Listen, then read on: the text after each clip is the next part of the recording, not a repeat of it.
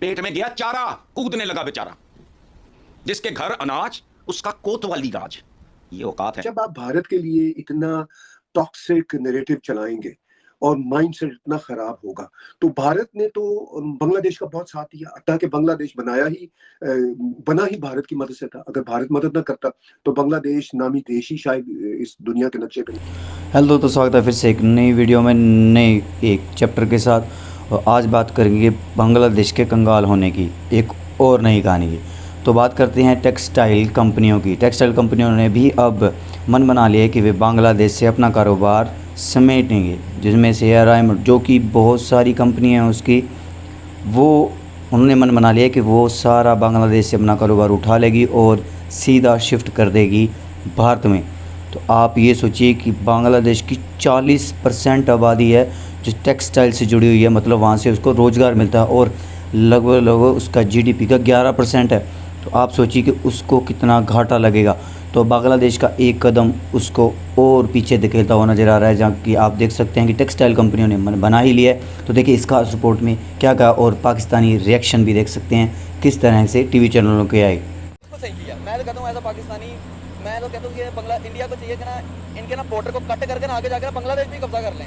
यार इंडिया इस टाइम बहुत ही ना सुपर पावर बन चुका है एज अ पाकिस्तान। एक तरफ बांग्लादेश का गारमेंट सेक्टर क्राइसिस का शिकार हो गया है, ऑर्डर्स मिलने बंद हो रहे हैं, तो दूसरी तरफ वहाँ की फैक्ट्रीज में भी काम बंद हो गया है। तो अब ये अगर अनग्रेटफुलनेस का एक एटीट्यूड बांग्लादेश में शुरू होगा तो फिर भारत रिटेलिएट तो करेगा, कोई ना कोई मैसेज तो देगा कि क्या कहेंगे सर अब ये क्या हो रहा है। और जाहिर है इससे बांग्लादेश में तो लोगों को बहुत ज़्यादा फर्क पड़ेगा। तो क्या ये गवर्नमेंट चेंज होने के नतीजे में है या कोई और रीज़न लग रहा है? देखिए बहुत सारी रीजंस हो सकती हैं। एज ए जर्नलिस्ट जो हमें एपरेंट नज़र आता है वो ये है कि बांग्लादेश में ये जो सरकारी तब्दीलियाँ हुई हैं, जो वहाँ पे प्रोटेस्ट हुए और जिस तरह इंडिया के ख़िलाफ़ एक वहाँ पे कैंपेन चली और जिस तरह बांग्लादेश में इस्लामिस्ट का कम बैक हो रहा है, वो बांग्लादेश के लिए भी अच्छा नहीं है। और जब आप भारत के लिए इतना टॉक्सिक नैरेटिव चलाएंगे और माइंडसेट इतना ख़राब होगा, तो भारत ने तो बांग्लादेश का बहुत साथ दिया। ताकि बांग्लादेश बना ही भारत की मदद से था। अगर भारत मदद ना करता तो बांग्लादेश नामी देश ही शायद इस दुनिया के नक्शे पे ना होता। तो अब ये अगर अनग्रेटफुलनेस का एक एटीट्यूड बांग्लादेश में शुरू होगा तो फिर भारत रिटेलिएट तो करेगा, कोई ना कोई मैसेज तो देगा। देखिए अभी रिसेंटली भारत के फॉरेन मिनिस्टर जनाब जयशंकर साहब ने पाकिस्तान के हवाले से कहा कि एक्शंस हैव कॉन्सिक्वेंसेस। तो जो कुछ बांग्लादेश में जिस तरह हिंदुओं के साथ जुल्म शुरू हो गया है, भारत के साथ नफरत की फजा शुरू हो गई है।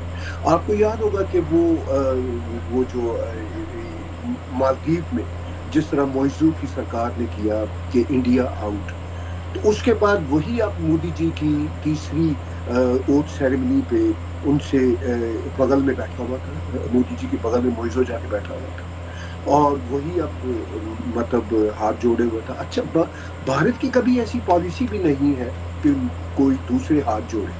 भारत का सिर्फ ये होता है कि भाई अगर प्यार से अमन से आप रहेंगे तो हमारी तरफ से भी प्यार मिलेगा। अगर आप दहशतगर्दी की बात करेंगे, हमारे खिलाफ प्रोपेगेंडा चलाएंगे, तो जैसा कि उन्होंने कहा जयशंकर जी ने कि uninterrupted talk with Pakistan is over.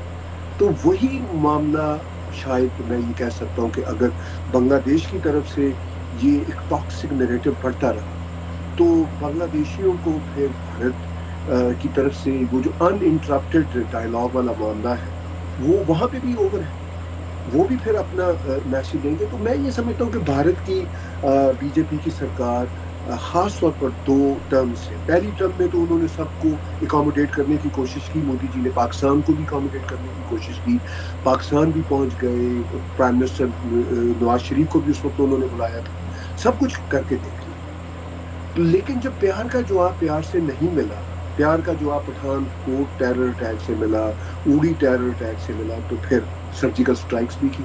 अब अगर प्यार का इतना उन्होंने मुजाहिरा साल से बांग्लादेश के लिए किया, अब बांग्लादेशी सिर्फ भारत से नफरत की वजह से एकदम से वो नफरत कहाँ से पैदा हुई, एकदम से वो नफरत आई है जिसकी वजह से अगर वो इस तरह की हरकतें करते हैं। फिर शेख हसीना भारत, अब जाहिर है वो एक पॉलिटिकल असाइलम सॉर्ट ऑफ पे है भारत में, वो कहाँ जाए अब जब इतना टॉक्सिक प्रोपेगेंडा और इतना टॉक्सिक ऑपरेशन उनके खिलाफ चल रहा है। मैं ये नहीं कि शेख हसीना के जो सारे एक्शन है उनको जस्टिफाई कर रहा हूँ, उनसे भी बड़े ब्लंडर हो गए, but that is not the way to move forward.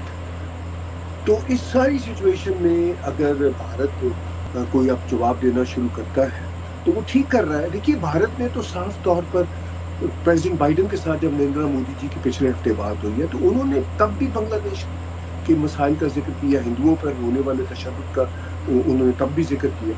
तो prime minister Modi is taking those things very serious. It looks like that, I am not sure, it looks like that कि भारत शायद एक मैसेज दे रहा बांग्लादेशियों को, भाई behave, we help you guys and all, we always wish you well. इसके बावजूद आप हिंदू माइनॉरिटीज पे वहाँ पे अटैक करेंगे, हमारे खिलाफ प्रोपेगेंडा करेंगे, तो no more this kind of intolerance could be tolerated. हाँ जी दोस्तों, कैसी लगी वीडियो आप हमें कमेंट करके जरूर बता सकते हैं। हाँ जी, आने वाली वीडियो के लिए हमारे चैनल को सब्सक्राइब कर लीजिए। मिलते हैं एक नई वीडियो के साथ, धन्यवाद।